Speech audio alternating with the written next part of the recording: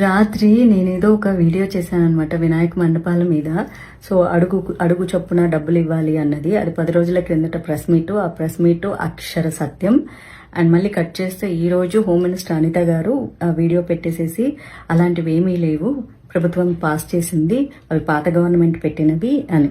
పాత గవర్నమెంట్ జీవోలో మండపాలకి తప్ప విగ్రహం అడుగు చొప్పుల డబ్బులు లేవు.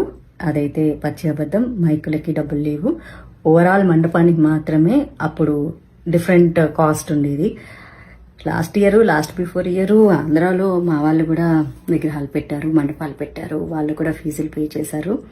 ఇలా అడుగు చొప్పున ఎకో గణేష్ ఒక్కొక్క రేటు, ఎకో కాని గణేష్ ఒక్కొక్క రేటు. ఇవి లేవు. ఇవి కొత్త రూల్సే. మేబీ చంద్రబాబు నాయుడు గారు మార్చి ఉంటారు.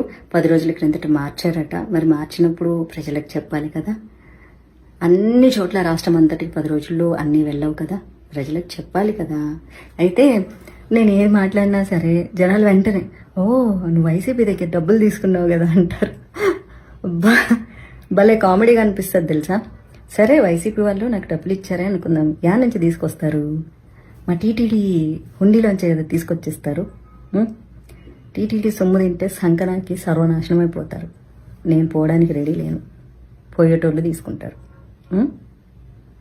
నాకు భలే కామెడీగా అనిపించేది ఏంటంటే వైసీపీ దగ్గర డబ్బులు తీసుకున్నావు, కాంగ్రెస్ దగ్గర డబ్బులు తీసుకున్నావు. ఆరెంజ్ కండువాలు మోసేటోళ్ళం అప్ప మేము.